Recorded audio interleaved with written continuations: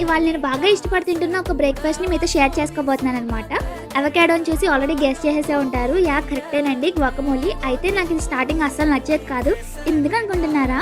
అది హెల్తీ కదా! Healthy versions నాకు పడవనమాట. బట్ ఈ మధ్య నా ఫుడ్ హ్యాబిట్స్‌ని కొంచెం మారుస్తున్నాను.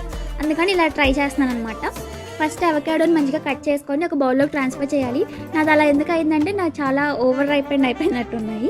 బాగా పండిపోయాయి. అయితే దాన్ని కొంచెం స్మాష్ చేసేసి ఆనియన్స్, చిల్లీస్, సిలాంత్రో, టమాటోస్ వేసి సాల్ట్, పెప్పర్ యాడ్ చేసి కొంచెం నిమ్మకాయ వేసుకొని మంచిగా మిక్స్ చేసి పక్కన పెట్టుకోవాలి. తర్వాత బ్రెడ్‌ని కాల్చేసుకున్నాను. ఒక ఎగ్ తీసుకొని ఇలాగ హాఫ్ బాయిల్‌లా వేసుకున్నాను. బట్ నాకు అలా నచ్చదు. నేను లో ఫ్లేమ్‌లో ప్లేట్ వేసుకొని మంచిగా కుక్ చేసుకుంటాననమాట ఆమ్లెట్‌ని.